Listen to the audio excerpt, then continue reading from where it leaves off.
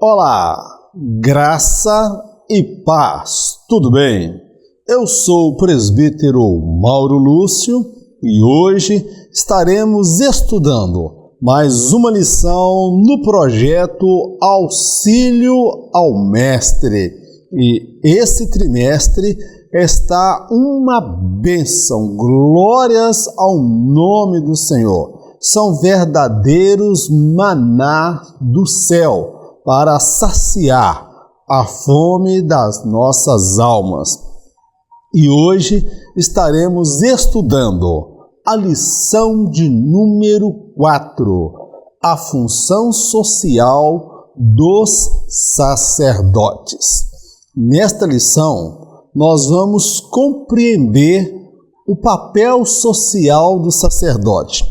Ser sacerdote era muito mais do que o glamour das celebrações. Era muito mais do que ser celebrado, reverenciado e reconhecido pelos homens. Ser sacerdote era ir de casa em casa, cuidar da saúde, vigilância sanitária, construção, preservação da vida. Eles tinham múltiplas tarefas, múltiplas funções. Não é conforme nós temos aí no nosso modelo de sacerdotes que só querem a glória do ministério, mas não querem os espinhos do ministério. Nós vamos analisar hoje sobre a ótica bíblia desse servo de Deus, pastor Claudionor de Andrade, que muito tem enriquecido as nossas vidas e o nosso conhecimento. Vamos então ao primeiro tópico da nossa lição: funções clínicas. Nós vamos observar que o sacerdote, embora não fosse formado em medicina, ele não fosse formado em enfermeiro ou técnico, curso superior na área da saúde, ele desempenhava esta função, essa atribuição. Eu confesso que particularmente eu não sabia.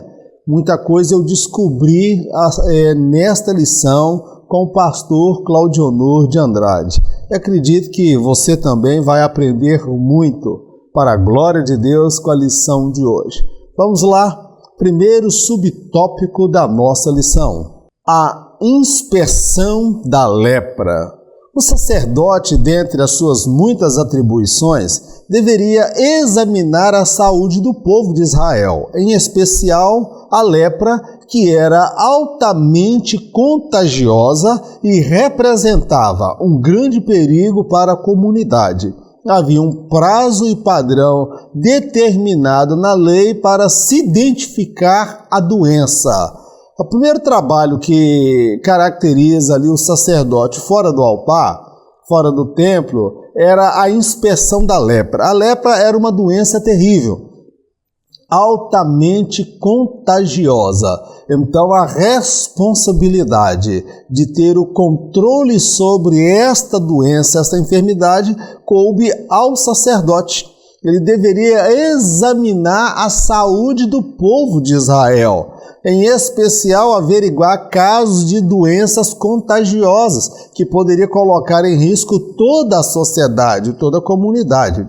Então, para inspecionar a lepra, havia também um modelo, um padrão estabelecido por Deus. Não era assim, chegava, você está leproso, já vai para fora da sociedade. Não. Examinava a pessoa, esperava 7 dias, depois examinavam novamente, aguardava mais 7 dias, ou seja, havia todo um padrão estabelecido na lei para identificar esta doença. E essa responsabilidade coube ao sacerdote, lidar com pessoas com doenças altamente contagiosas. Tinha que ter muita fé para lidar com uma situação dessa. Vamos prosseguir na nossa lição? A exposição ao perigo é uma colocação que eu faço. O sacerdote, ao examinar uma pessoa que estava com a lepra, corria o sério risco de ser contaminado pela doença. A prática de afastar o leproso da comunidade não tinha como objetivo a punição do mesmo, mas a preservação dos demais membros da comunidade. Observa que o papel do sacerdote ao examinar alguém que estava leproso, meu irmão, vou falar a verdade, ele estava se expondo ao perigo. Ele estava se expondo ao perigo, porque ele poderia ser contagiado com aquela enfermidade. Mas por que ele fazia aquele trabalho? Porque ele tinha fé que Deus era com ele naquele ministério. Deus era com ele naquela chamada, porque ele poderia contrair a doença, mas a fé em Deus e a vida com Deus, meu amado, vida de consagração, santificação, oração, o preservava daquelas doenças. É por isso que a vida daqueles que servem a Deus, que são ministros, tem que ser uma vida diferente. Outros sim. A prática de afastar o leproso, irmão Mauro, mas é injusto ter que afastar o leproso, é injusto porque nós estamos vivendo a realidade hoje, que a hanseníase tem tratamento, como isolar as pessoas não serem contagiadas e se precaver, mas naquela ocasião nós não tínhamos essa medicina moderna, então o método era de colocar a pessoa num período de quarentena, e o objetivo não era punir o leproso que já estava acometido daquela enfermidade. O objetivo era preservar os demais membros da comunidade. Então você entende que, mas não tinha lugar para o amor, não tinha lugar para a misericórdia naquele lugar. Não, meu querido, ali era uma questão de bom senso. Era uma questão, eles precisam ficar separados, isolados, para que aquela doença não viesse a contagiar todos os membros da comunidade. Eles ficariam ali um período de quarentena, um período até que Deus operasse um milagre e curasse aquela pessoa. Mas competia ao sacerdote examinar e determinar o diagnóstico. E logo a seguir determinar também o próximo passo, que era o afastamento dessa pessoa do convívio com a comunidade. Tá claro aqui? Vamos prosseguir adiante. A inspeção clínica era de responsabilidade de cada membro da comunidade se apresentar ao sacerdote em caso de dúvida acerca de determinada doença contagiosa. Caso não o fizesse, a esposa, os filhos, os pais e os mais próximos poderiam ser contagiados pela doença e todos serem excluídos da comunidade. Aí nós observamos a inspeção clínica. Quem fazia essa inspeção era o sacerdote, mas havia ocasião que a pessoa tinha uma suspeita da enfermidade. Ele deveria chamar o sacerdote. E por que ele deveria fazer isso? Porque caso ele tivesse a doença com a lepra, a enfermidade, e ficasse calado, primeiro, ele ia contagiar a mulher dele que deitava com ele. Ele ia acabar passando a lepra para os filhos, ao beijar, abraçar os filhos. Ele ia passar a lepra para o pai, para a mãe. Então, ao invés de ser somente ele isolado da comunidade temporariamente durante um período de quarentena, para ver se o quadro dele poderia haver um revés, uma reviravolta, se ele não fizesse assim, ele estaria condenando toda a família. Então, o que nós compreendemos com isso? Nós que estamos na casa de Deus, amados, nós temos que nos separar. Irmão Mauro, mas eu devo ficar separado do irmão da igreja? Eu sou da opinião seguinte, irmãos, que há irmãos da minha igreja que fazem parte das minhas orações, mas não do meu convívio, porque a vida dessa pessoa é uma vida pecaminosa, e o conviver com essa pessoa, comer com ela, andar com ela, comungar com ela, e de trocar as mesmas ideias e opiniões, vão acabar me contagiando, meu querido. Então, eu preciso me preservar. Não que eu seja mais santo, eu quero morar no céu. Mas tem pessoas que estão na igreja que parece que não quer morar no céu, porque faz tudo que a Bíblia condena. Então, nesse caso aqui, eu faço esse destaque. Aquele que sabia que estava com problema, então que ele se afastasse. Que ele pedisse então para se afastar, porque ele corria o risco de contagiar todos os demais da comunidade. Na casa de Deus não é diferente. Por isso que eu admiro o filho pródigo. O filho pródigo teve muitos defeitos, mas ele teve uma qualidade. Enquanto ele permaneceu na casa do pai, ele viveu o padrão estabelecido pelo pai.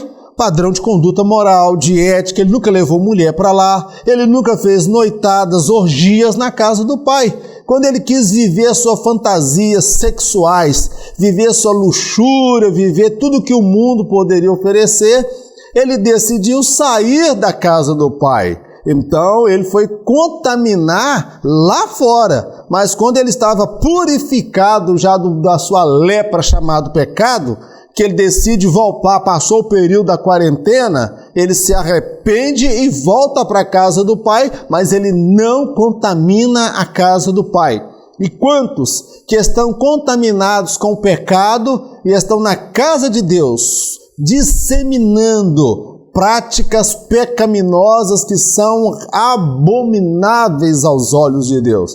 Meu querido, você não é obrigado a permanecer na igreja não, mas se você quer permanecer na igreja, seja santo. Outra coisa, cuidado com a turma da fofoca, com a turma do disse-me-disse, da turma que fica sentado lá atrás só conversando com o smartphone. Afasta desse tipo de pessoa, meu querido, porque ele vai acabar te contagiando. Pessoa que nunca tem bênção para contar da vida dos outros, só tem derrota, só tem fracasso, só tem defeito para falar da vida dos outros. Se afasta desse tipo de pessoa, meu querido, que essa pessoa vai acabar te contagiando. Amém? Contagiando negativamente. Vamos prosseguir na nossa lição. O pecado consentido em família é um dos maiores perigos para cada membro dela. Todos podem ser influenciados por tal prática. Acã e sua família consentiram com seu pecado e todos morreram. Eli, o sacerdote, cometeu o mesmo erro para com seus filhos e todos morreram. Safira consentiu com o pecado de Ananias e o destino foi o mesmo que ele. Eu quero deixar isso muito bem destacado e refrisado, meu querido. Olha o pecado em família. Eu destaquei aqui, se alguém tivesse com suspeita de lepra, ele procurasse então o sacerdote para ser o quê? Retirado do convívio familiar para preservar a família. Aí eu pego aqui o caso de Acã. Acã, lá em Jericó, pegou aquelas barras de ouro, a mulher viu ele entrando com as barras de ouro, os filhos também viram ele entrando com as barras de ouro e todo mundo consentiu com o pecado de Acã. É por isso que morreu Acã, sua mulher, seus filhos, seus empregados e todos. Nós vamos ver o sacerdote Eli. Pecado em família. Deus mata Eli, Ofni e Finéias, porque o pai consentiu com o pecado dos filhos. Ananias e Safira. Safira consentiu com o pecado do marido. Então, o que eu entendo com isso? Quer pecar? Peca, meu querido. Pode ser minha esposa, pode ser meu filho, pode ser uma pessoa que eu amo, mas eu não vou consentir. Eu vou dizer não, eu não vou seguir esse estilo de vida pecaminoso e abominável. É um padrão para ser vivido. E é muito fácil a gente ser contagiado. Cuidado com aqueles lobos que estão na casa de Deus vestidos de ovelha. Eu faço um alerta aqui em especial para as moças, os jovens da mocidade. Cuidado com esse galã, com essa conversa mole, essas calças parecendo cantor sertanejo que diz que é levita. Meu irmão, vamos tomar postura. Pecado, ele é semelhante a uma lepra que contagia toda uma comunidade. É por isso que o método de Deus era isolar, para a pessoa ficar em quarentena, para ser recuperado, para não contagiar a todos. E a Bíblia fala que um pouco de fermento leveda toda a massa. Amém? Vamos prosseguir na nossa lição. A limitação do sacerdote. O sacerdote era limitado quanto às suas atribuições. Ele poderia identificar a lepra, todavia, não possuía capacidade de mover a doença, só Deus poderia fazê-lo. O papel do sacerdote seria afastar a pessoa doente da comunidade e interceder a Deus para que o leproso fosse curado daquela doença. Olha aí a limitação do sacerdote. O sacerdote ele conseguia identificar a doença, a lepra, mas ele não tinha poder para tirar a lepra do leproso. O papel dele então era o quê? Identificou a doença, confirmada a doença, para preservar a comunidade, ele colocava aquela pessoa no isolamento. Mas aí a pessoa vai morrer lá, irmão Mauro? Não, o papel do sacerdote agora era clamar a Deus, orar a Deus para curar aquele leproso, para que ele pudesse ser restaurado novamente à comunidade de Israel. Esse era o papel do sacerdote. E eu quero destacar aqui mais um outro ponto de vista que não está na lição. Me acompanhe. Limitações da chamada. Toda chamada de Deus possui suas limitações. Paulo compreendeu esta verdade quando for atingido por um espinho na carne. Ninguém é supercrente ou todo-poderoso. Há situações que vão muito além da nossa capacidade de entender. Meu querido, entenda esta verdade. Toda chamada de Deus, ela possui limitações. O sacerdote, ele era chamado de Deus, ungido por Deus, da tribo de Levi, da casa de Arão. Ele somente identificava a doença, mas ele não tinha poder de tirar a doença. Paulo, ele compreendeu essa verdade, que ele orava por muitos, Jesus curava e até mesmo as vestes de Paulo curava enfermo. Mas o espinho que ele tinha na carne, a gente não sabe se é uma doença, se era uma outra questão, mas fato é que Deus não atendeu a oração de Paulo, mesmo ele tendo fé para ser curado. Eu costumo dizer que nem tudo é uma questão de fé. É uma questão da soberania e do propósito de Deus para aquela situação. E Paulo entendeu isso. Então, há muitas situações que vão muito além da minha e da sua capacidade de compreender. Mas nós seguimos adiante. Amém? Vamos então ao tópico de número 2 da nossa lição.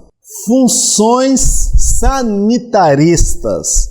Nesse tópico, nós vamos destacar o papel do sacerdote agindo como agente sanitário, como se fosse agente da dengue, para evitar doenças, para evitar epidemias. Meu querido, o sacerdote hoje, ele trabalha de uma outra forma, o ministro. Ele trabalha para que o pecado na casa de Deus não se torne uma epidemia, onde o errado passa a ser certo e o certo passa a ser errado. Vamos analisar então a função sanitarista do sacerdote. O sacerdote precisava ir a cada moradia e detectar qualquer questão sanitária que colocasse em risco a saúde da comunidade. Tratava-se de uma política de saúde preventiva. O sacerdote lidava com questões de cunho espiritual e outras de cunho social. Corre-se o perigo de espiritualizar questões de cunho social. É preciso discernimento. Eu destaco o seguinte, que o sacerdote ele lidava com questões de ordem espiritual, lá no altar, lá no sacrifício, quando ele entrava no Santo dos Santos, no caso do sumo sacerdote. O sacerdote ele cuidava do culto ao Senhor, mas também ele era um agente público de saúde, como nós temos aí os agentes da dengue, dos postos de saúde, do SUS, são agentes que cuidavam da saúde pública.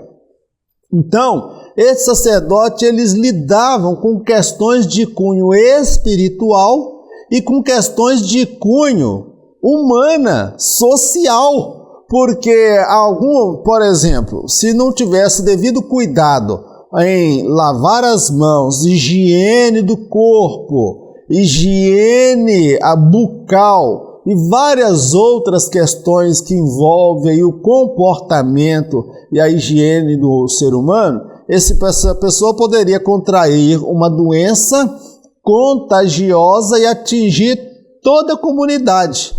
Então aí o sacerdote poderia dizer: o diabo está furioso, vamos orar, porque Jesus vai repreender o diabo da lepra, o demônio do sarampo. Então tem coisa aqui, irmão, que o grande perigo que eu vejo é quando a gente começa a espiritualizar aquilo que é de cunho social.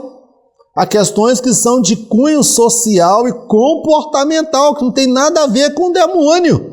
É comportamento, é vida promíscua, é vida imoral, é uma vida, às vezes, uma vida envolvida com a lascívia, com a luxúria, com a promiscuidade. Aí, meu irmão, vai pegar doença mesmo. Uma hora a camisinha estoura, uma hora a pílula não funciona. Então, há questões aí que tem gente que joga tudo na conta do diabo.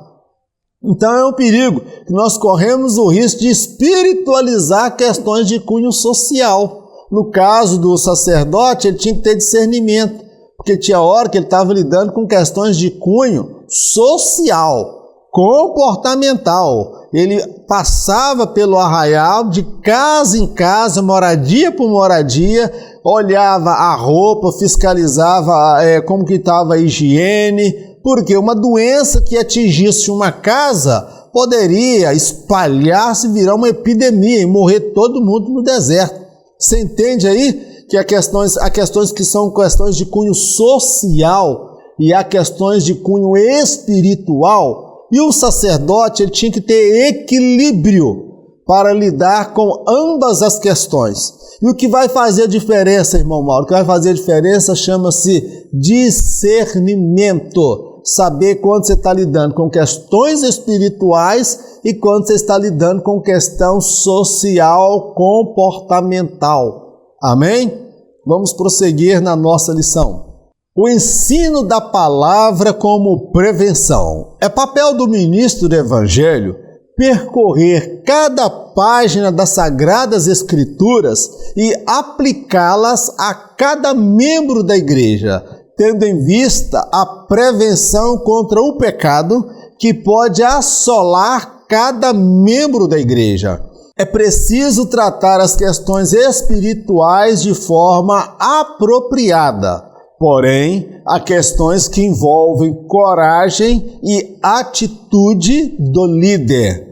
Então eu faço aqui uma colocação em relação ao papel do sacerdote no Antigo Testamento. No Novo Testamento, pastor não vai de casa em casa olhando a questão da higiene, embora em alguns casos ele precisa, até mesmo visitar a casa do membro, porque às vezes a casa do membro está caindo aos pedaços, ele pode te ajudar a colocar um piso, uma cerâmica, um fogão, cuidar da limpeza da casa, a igreja fazer um mutirão. Então, isso aí pode fazer.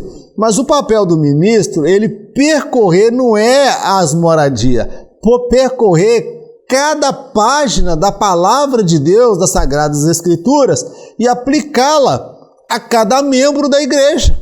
E com o objetivo, ele tem em vista a prevenção contra o pecado que vai assolar cada membro da igreja, meu querido. Então a palavra precisa ser ensinada. A palavra, ela é o antídoto contra o pecado. Então, meu querido, eu não quero saber se o seu pastor tem doutorado, tem mestrado, tem curso superior, tem teologia, se o seu pastor fala várias línguas. Eu quero saber o seguinte: seu pastor ensina realmente Bíblia, de Gênesis a Apocalipse?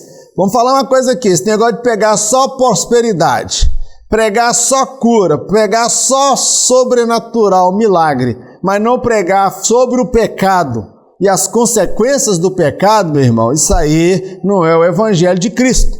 O Evangelho de Cristo, ele gira em torno de Cristo, a vontade de Cristo, o propósito de Cristo.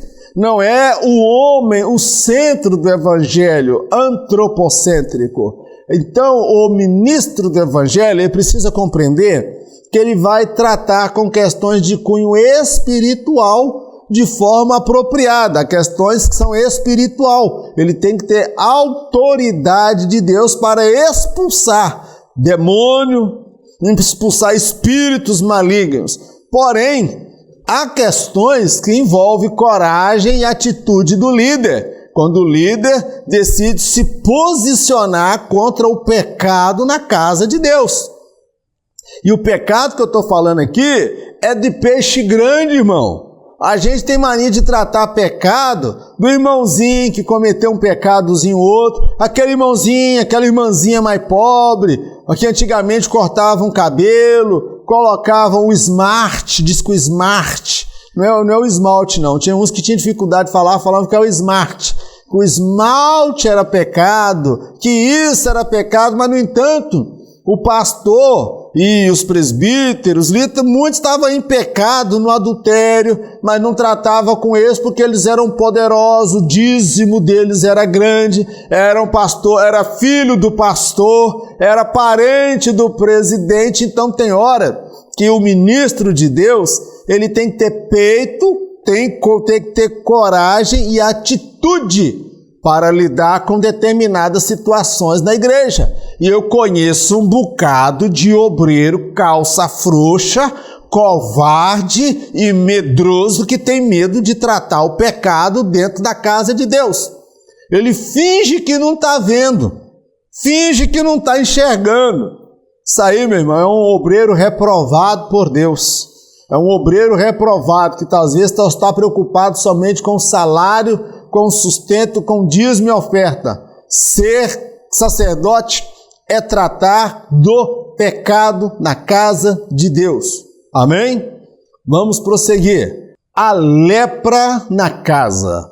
Tanto o corpo físico quanto a moradia estavam sujeitos ao ataque da lepra. Em se confirmando a lepra na moradia, ações preventivas eram tomadas no sentido de recuperá-la. Em casos mais extremos, a casa seria lançada no chão e seus restos lançados para fora da comunidade. O papel do sacerdote, quando ele entrava numa casa que ele via ali uma mancha verde, uma mancha amarela, mais fundo, porque a lepra, ela deixava a marca até na parede, meu irmão. É uma doença terrível. Quando ele identificava, aquela casa ficava primeiro num período de observação. 7 dias depois, o sacerdote voltava. E quando ele voltava e confirmava que aquela lepra estava ali impregnada nas paredes, agora não tinha jeito. O jeito era jogar aquela casa no chão, pegar as pedras, os entulhos e lançar para fora da comunidade, porque até aquilo ali poderia contaminar o povo de Deus, a comunidade. Olha aí o papel do sacerdote. Tinha que ter coragem, porque ele estava exposto ao perigo. E quem é que vai querer ter sua casa demolida? Quem é que vai querer ter sua casa destruída? Então o sacerdote tinha que ter coragem. Ah, irmão Mauro, mas é falta de amor. O irmãozinho demorou tanto construir aquela casa. Irmãos, em nome de amor, a gente aceita tanto pecado na casa de Deus. É porque a gente não lê Bíblia, não conhece Bíblia. A forma de Deus tratar com determinadas coisas, pecados e situações é o quê? É banir, colocar para fora.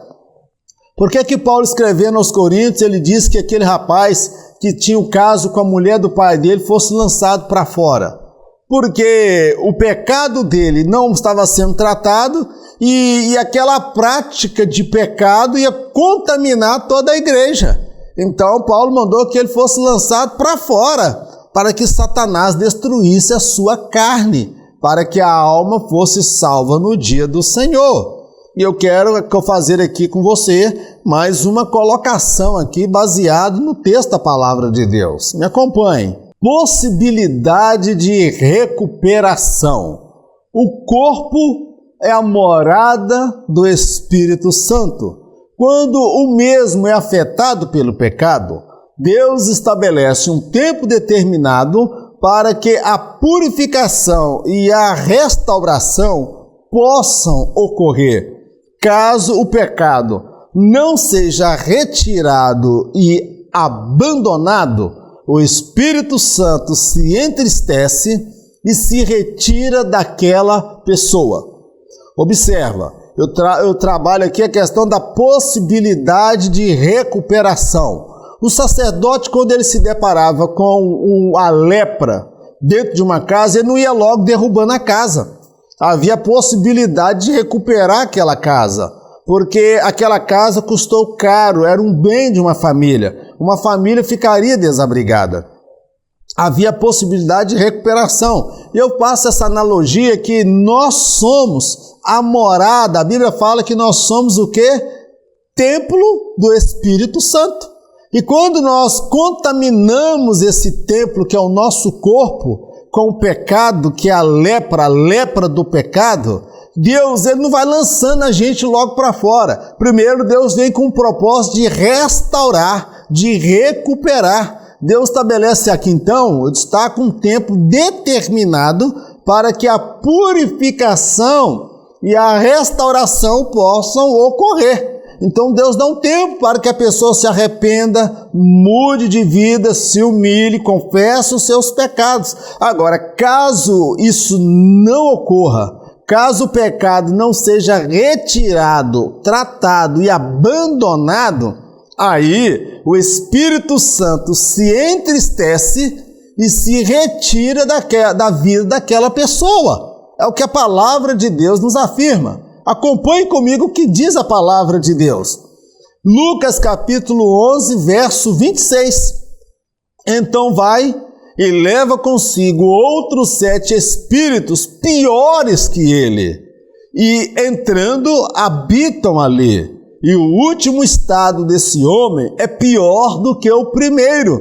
Nesta parábola aqui, Jesus está falando de alguém que recebeu o Espírito Santo, mas em dado momento se envolveu com o pecado, brincou com o pecado, não tratou o pecado, não levou o pecado a sério, achando que Deus é amor, que Deus é misericórdia, que Deus no passado não mandava isolar o leproso, que Deus no Novo Testamento ele mudou de ideia, que ele não vai isolar o pecador que está na casa. A Bíblia afirma que o pecador não permanecerá na casa do Senhor. Então, quando a pessoa resiste ao Espírito Santo, o que acontece? O Espírito Santo primeiro se entristece.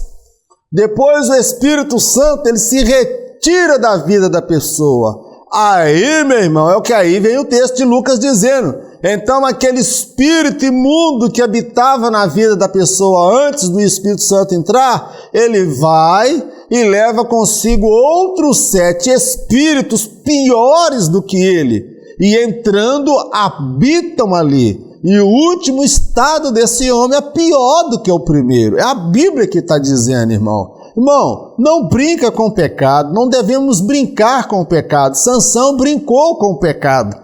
Sansão brincou com a promessa de Deus, ele brincou com a aliança de Deus, ele achou que podia levar Dalila da conversa, mas ela que levou Sansão na conversa, e quando ele pensou que aquilo era apenas uma brincadeira, ele teve as tranças cortadas, os olhos vazados e virou motivo de chacota, virou palhaço de circo no picadeiro no meio dos filisteus.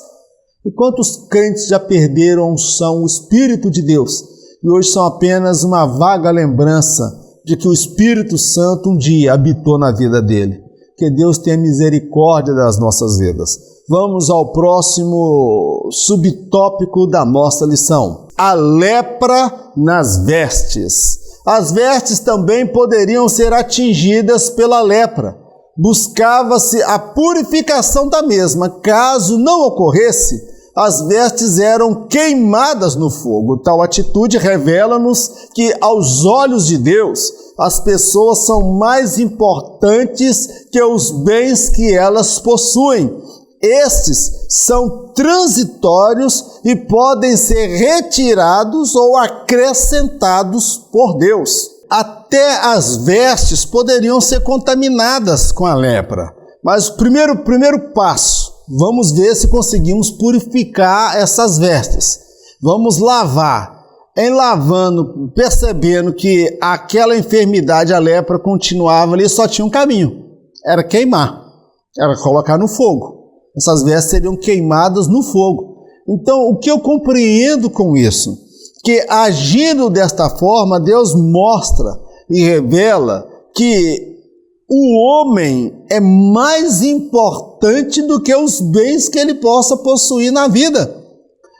As vestes de Jesus, por exemplo, as vestes de Jesus eram tão caras e tão cobiçadas no mundo da sua época, que os guardas romanos, eles lançaram sorte sobre as suas vestes, porque a roupa de Jesus não era um farrapo de roupa não, meu querido.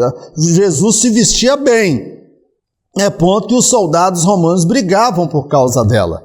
Não é pecado você ter roupa cara, vestido de festa, mas se isto te faz pecar, meu irmão, se isso te faz levar as pessoas ao pecado, minha irmã, se esse vestido colado, essa roupa colada que vai delineando até a peça íntima, que vai provocar a lascívia, o olhar das pessoas que você se veste para seduzir, então, meu irmão, melhor você não colocar, melhor você não pôr, porque você vai levar o outro a pecar. E há vestes que estão atingidas com o pecado da lepra, chamada imoralidade, falta de pudor, lascívia, pessoas que se vestem para provocar o desejo e o apetite e a libido sexual do outro, meu querido. Isso é pecado.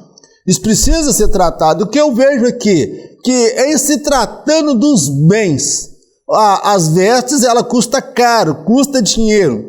Mas o que é mais importante? São os bens ou a pessoa? Os bens, irmãos, eles são transitórios, mas a pessoa, ela é a coisa mais importante que existe para Deus. Então, você é mais importante do que o que você possui, do que a roupa que você veste. Se você não tem dinheiro para andar no luxo, meu querido, vista-se com modéstia da forma que você pode. Mas não vai fazer dívidas e mais dívidas, nem cartão de crédito, para andar no luxo e padecer o bucho, tá bom, meu querido? Então, essas bênçãos materiais, carro, casa, roupa, emprego, isso tudo aí, irmão, Deus pode dar, mas Ele pode tirar. Ele pode acrescentar, mas Ele pode tirar também. Mas nós temos que estar preparados para servir a Deus em qualquer situação. Se determinada coisa me faz pecar, eu vou tirar aquilo da minha vida. Ali no caso do sacerdote, a lepra, ele percebeu que estava nas vestes. Mas essas vestes é muito caro, eu gastei 3.000, não importa, mas tem pecado, tem mancha nela, tem que tirar, tem que queimar, tem que botar um fim nela, e é o fogo. Amém, meu amado? Então, que Deus nos dê a graça de nós abrirmos mão daquilo que nos impede de ter uma plena comunhão com o nosso Deus. Vamos então ao próximo tópico da nossa lição. Tópico 3, funções jurídicas. Ei, meu irmão, nós vamos observar que o sacerdote também tinha papel de juiz. Ali, meu irmão, imagina uma sociedade onde cada um faz aquilo que acha que é certo. Deus colocou o sacerdote para ser juiz, para cuidar das questões jurídicas. Eles não tinham formação em Harvard, em Oxford, nos grandes centros acadêmicos, mas eles tinham a lei de Deus, a autoridade de Deus e a revelação, discernimento e senso de justiça para lidar com várias questões que envolviam brigas e discórdias na sociedade e na comunidade judaica. Vamos lá. Proteção da família. Deus estava interessado na família em um todo, não somente com o lado espiritual. Os impulsos da sexualidade receberam a devida atenção da parte de Deus na sua lei. O incesto, a prostituição, o adultério, o abuso sexual familiar e o homossexualismo eram práticas abomináveis reprovadas por Deus. Aqui nós observamos que existiam leis para proteger a família. Primeiro, adultério poderia causar morte. Alguém cobiçar a mulher do outro e o outro vir tirar a vida daquele que deitou com a sua esposa, que deu uma cantada na sua esposa. Quem é que ia legislar acerca disso aí? Era o sacerdote. Então Deus estabeleceu leis, eu poderia falar várias leis aqui, mas eu quero destacar aqui que na palavra de Deus, lá no livro de Levíticos, Deus fala de pecados que envolvem a questão dos impulsos da sexualidade. Aí nós vamos nos deparar lá com o incesto. O que é o incesto? É o pai tendo sexo com a filha, é a mãe tendo sexo com o filho, é o tio tendo sexo com a sobrinha, é o abuso sexual, ou seja, é abusar do menor, se deitar com alguém da família. Isso, olha só, Deus estabeleceu essa lei, irmão, para o povo de Israel. Por que Deus fez isso? Irmão Mauro, essa lei só serve para aqueles que estão lá fora no pecado. Não, irmão. Tem muito caso aí de obreiro, tem um caso de um obreiro que eu ouvi falar de um presbítero aí, que ele já tinha abusado sexualmente de várias sobrinhas. O camarada estava no púlpito pregando, mas era um pedófilo, era um imundo, um profano, sem vergonha, perdeu o temor de Deus. Outra coisa que a Bíblia condena a palavra de Deus sobre o impulso da sexualidade é a prostituição, é colocar a filha para se prostituir, o adultério, o abuso sexual familiar e o homossexualismo. Então, os impulsos da sexualidade receberam uma atenção especial da parte de Deus. Irmão, vamos falar uma coisa? Se a Bíblia e se Deus, ele fala de várias práticas sexuais abomináveis, por que a gente não trata essas questões na igreja com mais firmeza? Não pode falar de sexo na igreja. Não pode falar de sexualidade, como que nasce as crianças, meu filho. Essa geração de hoje, os meninos com a internet já sabem de tudo. Aquela conversa da cegonha não cola mais não, meu irmão. Nós precisamos abordar essa questão. Outra coisa, o homossexualismo, a Deus condena. Mas aqui eu faço uma ressalva para você compreender que Deus, ele condena a prática homoafetiva, mas nós precisamos compreender, entender como foi que a pessoa caiu naquela situação. Alguém fala, isso tudo é safadeza, irmão Mauro, isso é pouca vergonha. Meu irmão, tome cuidado com o seu juízo. A caso da prostituição, que o pai leva a filha para prostituir. Caso de adultério, que a mulher não dá devida atenção para o marido, ele vai cair nos braços da amante, que o marido não paga a mulher a devida estima, ela não tem prazer, ela não se sente realizada ao lado dele. Outra questão de abuso sexual na família, é o pai que abusa da filha, que abusa do sobrinho, que nós vemos essa miséria toda no Brasil aí. Aí há um forte potencial para aquela pessoa que sofreu esses abusos, quando chegar na fase adulta, a mulher se tornar uma mulher frígida, o homem se tornar um pedófilo, ou o menino ou a moça se tornar um homossexual. Então, Deus está tratando do pecado, mas existe um caminho, uma saída para sair desta vida. E Jesus disse, eu sou o caminho, a verdade e a vida. Só Jesus pode libertar aquele que está envolvido com esse pecado. Se você está na casa de Deus, envolvido com essa prática pecaminosa, cuidado, você está em outra categoria. Você está na categoria daqueles que conhecem a verdade e pisam em cima da verdade, enquanto há muitos que estão lá fora que não conhecem a verdade, mas o dia que conhecer, se renderão à verdade de Deus. Amém? Vamos prosseguir na nossa lição. Proteção da propriedade privada. Era atribuição do sacerdote a fiscalização quanto ao uso correto da propriedade privada. A exploração do meio ambiente de forma sustentável já fazia parte do projeto de Deus.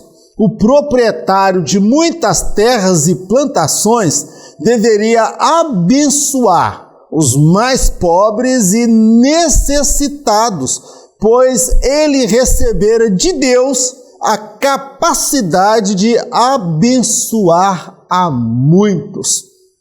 Meu querido, dentro das várias funções do sacerdote, ele era também fiscal, para fiscalizar como que estava sendo o uso da terra. Tinha terra que tinha período que ela tinha que estar no período de descanso. Não era usar a terra de qualquer maneira, produzir, não. O homem tinha que viver em completa harmonia, sustentabilidade, meu querido, com o meio ambiente. Isso aí não é coisa nova, inventada agora na pós-modernidade, não, meu querido. Isso aí já fazia parte do projeto de Deus, do homem usar a forma de forma racional, inteligente, para que essa terra possa produzir, porque até a terra precisa de descanso. Tá bom, meu querido? E se tratando daqueles que possuíam muitas terras, muitas plantações, Deus estabeleceu para eles que eles deveriam, quando colher os seus frutos, não colhê-los todos. Se caísse espiga no chão, não poderia pegar. E tinha determinadas áreas da propriedade que ele não poderia colher. Aquilo ali era para abençoar os pobres, aqueles que não tinham condição financeira, aqueles que não possuíam terras. E por que eles deveriam agir assim? Porque esses proprietários de terra e plantações, eles receberam de Deus a capacidade de poder abençoar a muitas pessoas. Meu irmão, quanto mais você é abençoado por Deus, mais Deus está te dando a oportunidade e a responsabilidade de você abençoar pessoas.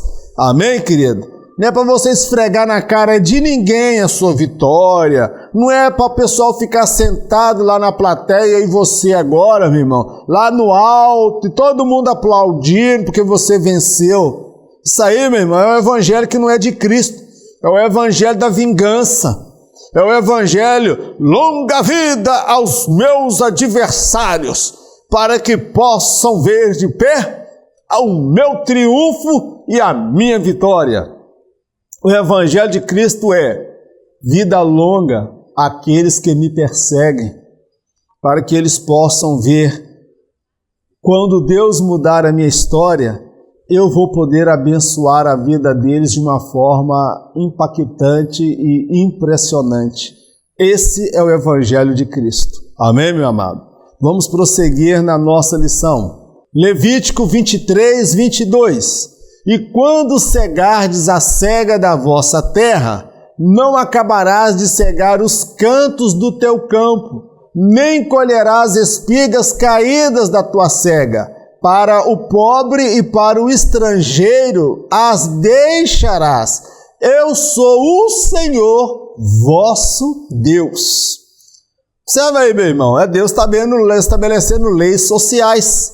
Deus estava trabalhando dentro de um projeto social. Quem tinha muita propriedade, quem possuía muitas terras e plantações, ele não poderia colher tudo, não. Tinha que compartilhar com o pobre, o necessitado e o estrangeiro. Por quê? Porque a Bíblia fala, eu sou o Senhor, vosso Deus. Ou seja, sou eu que te prospero, sou eu que te abençoo, sou eu que encho a tua boca de bens. de forma que a sua mocidade se renova como a da águia. Quem é abençoado por Deus, ele tem desejo, paixão de abençoar as pessoas. Meu irmão, dízimo é uma forma de você abençoar a obra de Deus, patrocinar a obra de Deus. Tem gente que enxerga no dízimo um fardo pesado, uma obrigação. Eu enxergo no dízimo uma oportunidade que Deus me deu de eu ser abençoado. Eu já disse em outros vídeos e torno a dizer, a maior riqueza do cristão não é a bênção que ele recebe, mas é a bênção que ele passa. É a capacidade de abençoar vidas e abençoar pessoas. Sabe por quê?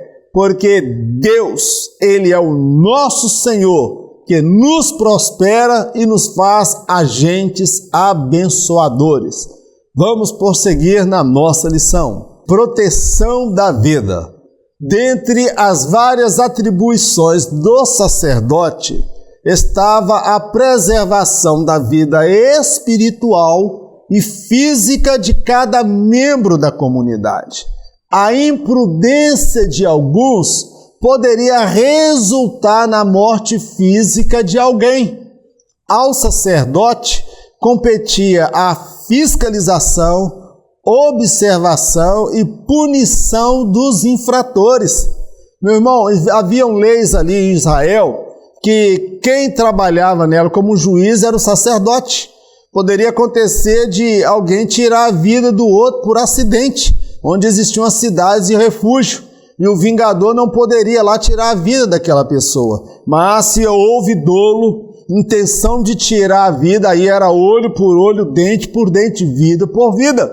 Então Deus trabalhava assim. Quem legislava nessas causas aí, meu irmão, era o sacerdote. O sacerdote, ele cuidava tanto das questões da vida espiritual, mas também da vida física das pessoas. E às vezes a imprudência de alguns pode resultar na morte de alguém. Por quantas pessoas aí que por falta de amor, vigilância, por causa de calúnia, perseguição, inveja, acaba perseguindo alguém, matando alguém. Então compete aí ao pastor, ao obreiro que está aprendendo o trabalho, estar atento a quando alguém vem trazer alguma conversa fiada, que vem levantar talvez algum falso testemunho. Ele não vai acreditando logo de cara, não. Ele vai comparando verdade com verdade, ver se aquilo ali procede. Não é ir punindo a pessoa logo de cara, não, meu irmão. Então, o sacerdote, o ministro, ele tem a responsabilidade de fiscalizar, observar e punir os infratores. Tá claro aqui? Vamos então para um último momento da nossa lição. Ganância dos poderosos. Não são poucas as pessoas que hoje se encontram feridas, machucadas ou até mortas espiritualmente por falsos líderes eclesiásticos que visam tão somente o seu bem-estar, dinheiro e bajuladores que lhe asseguram o cargo e as regalias. O amor pelas almas tem sido substituído pelo amor ao dinheiro. Se o sacerdote lá no Antigo Testamento, ele tinha a responsabilidade de preservar a vida espiritual e a vida física dos membros da comunidade de Israel, o sacerdote hoje, nos nossos dias, o pastor, o presbítero, o pastor presidente, o obreiro, ele tem também a responsabilidade de preservar a vida espiritual, a vida moral, a vida física das pessoas, o bem-estar dessas pessoas na casa do Senhor. Aí eu destaco que não são poucas pessoas que estão feridas, que estão machucadas e até mesmo mortas espiritualmente por falsos líderes cristãos, por falsos pastores, por falsos obreiros, por falsos homens de Deus que visam tão somente o seu bem-estar, o seu carro, anda de BMW, anda de carro blindado, anda de carro que vale 120 mil reais, enquanto tem irmão na igreja dele que anda a pé de bicicleta de 11 metrô, meu querido. E para manter essa regalia, para manter esse poder, essa fartura e esse dinheiro, ele coloca ao lado dele um bocado de puxa-saco, bajuladores que vão lhe assegurar o cargo. E vamos falar uma coisa aqui, meu irmão. Tem muita diretoria de igreja aí que é eleita pelo presidente, não é igreja não. A igreja simplesmente levanta a mão e concorda. Então tem muitos aí, irmão, que são mercenários da fé, que estão matando as almas, que estão escandalizando, as pessoas estão desviando a igreja. Estão desviadas a rejeitar a Jesus? Não! Eu sou do pensamento que tem muita gente que está ferida, machucada e até morta espiritualmente, que não rejeitaram, não foi Cristo não. Estão rejeitando essa liderança hipócrita, essa liderança de homens avarentos, homens que fazem alianças com políticos, com governador, com prefeito, com vereador, com presidente, que coloca em púlpito de igreja para pregar dizendo que teve revelação de Deus. Vamos parar de palhaçada, irmãos. Pelo amor de Deus, o sacerdote no Antigo Testamento, ele visava a vida das pessoas, mas a ganância dos poderosos está matando os pequenos. E sabe o que eu fico observando? São o bando de puxa-sacos e bajuladores que está vendo o inocente morrer e não faz nada. O obreiro está na casa de Deus, está vendo e não faz nada. Deus vai cobrar de você, meu irmão. Você que é presbítero, você que é diácono, você que é obreiro, você que é cooperador, você que está na casa de Deus, não defende aquele que está sendo morto, perseguido, o contrário. Você se presta ao trabalho de ajudar a matar esta alma. Há muitos que não, é por isso que o diabo não vai sozinho para o inferno, irmão. Quando o diabo for lançado no lago do fogo eterno, vou falar aqui umas verdades aqui, vai ter presbítero, vai ter diácono, vai ter evangelista, vai ter pastores, vai ter pastor presidente, vai ter diretoria, vai ter uma corja de gananciosos que não cuidaram das almas, que mataram, feriram, que machucaram, aqueles que se colocaram contra a ditadura, o coronelismo na casa de Deus. Que Deus tenha misericórdia da nossa igreja, que Deus tenha misericórdia do nosso povo e levante dentro da casa de Deus membros que tenham coragem de dizer não aceitamos mais matar os pobres, os inocentes e os indefesos dentro da casa de Deus.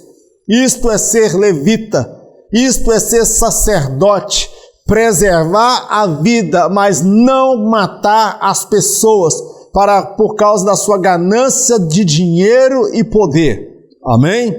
Encerramos aqui a nossa lição. Que Deus abençoe a sua vida. Eu agradeço pela oportunidade. Eu gostaria de pedir você para compartilhar esse vídeo. Alguns irmãos não estão recebendo o comunicado do YouTube, sabe por quê? Porque você tem que curtir o vídeo. Porque se você não curtir e não compartilhar, o YouTube vai entender que isso não é relevante para você.